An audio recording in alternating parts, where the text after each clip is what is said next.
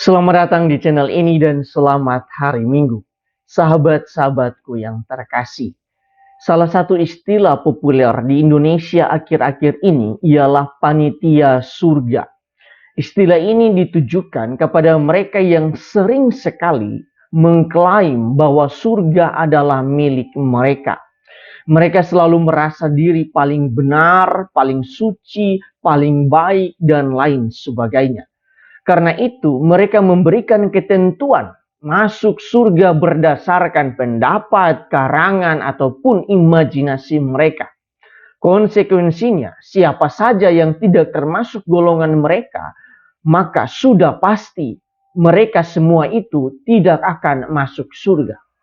Tetapi mirisnya, tindakan-tindakan seperti membunuh sesama atas nama agama, penolakan pendirian rumah ibadah atas nama agama, dan segala sesuatu yang mengatasnamakan agama merupakan perbuatan-perbuatan yang akan mengantar seseorang masuk surga.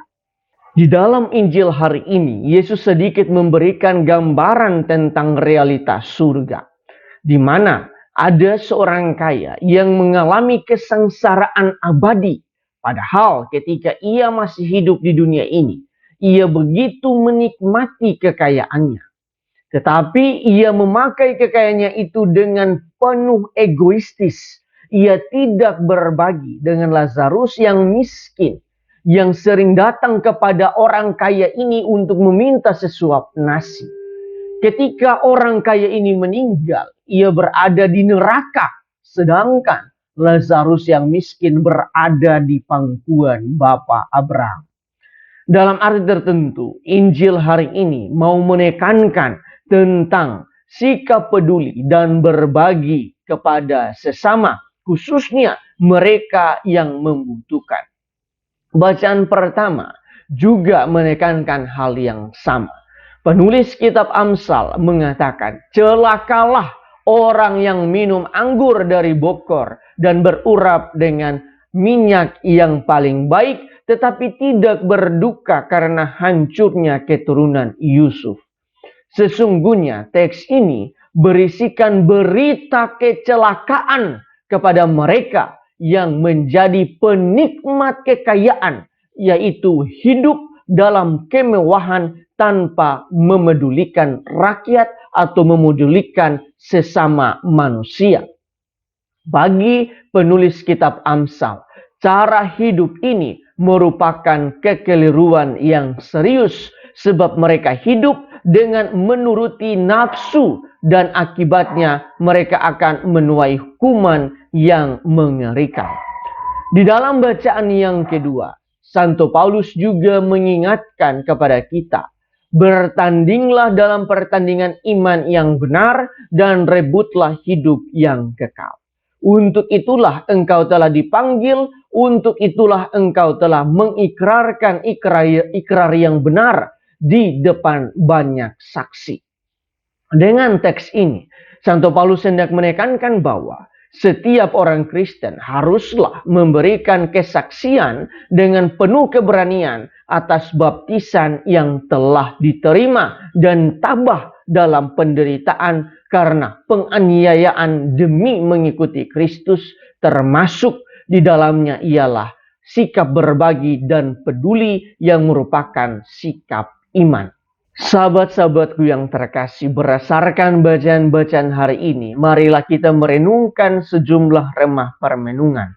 Pertama, di dalam bacaan Injil, Yesus memberikan perumpamaan tentang orang yang kaya dan Lazarus yang miskin.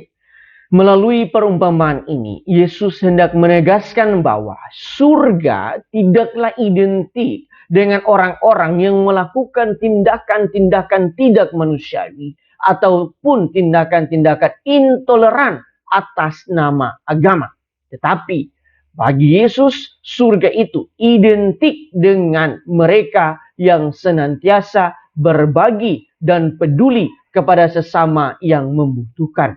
Dalam arti tertentu, jika kita senantiasa peduli dan berbagi dalam kasih Kristus, maka kita sementara menjadikan surga di dunia. Dengan kata lain, surga itu bukanlah tentang nanti atau yang akan terjadi, tetapi surga itu sedang kita usahakan setiap hari, yaitu dengan cara memperjuangkan kemanusiaan dengan membantu dan peduli kepada sesama yang membutuhkan.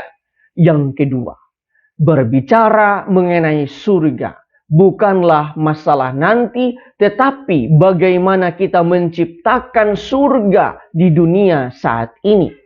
Santa Teresa dari Kalkuta pernah mengatakan, "Saya tidak yakin akan seperti apa surga itu, tetapi saya tahu bahwa ketika kita mati dan tiba saatnya bagi Allah untuk menghakimi kita, Dia tidak akan bertanya, 'Berapa banyak hal baik yang telah kamu lakukan dalam hidupmu?'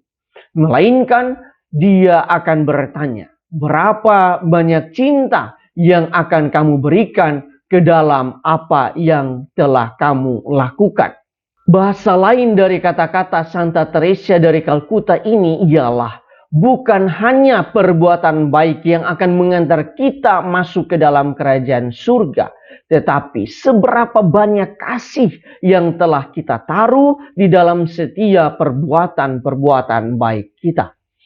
Dalam permenungan kami, apa yang baik di mata manusia belum tentu benar dan baik di mata Tuhan.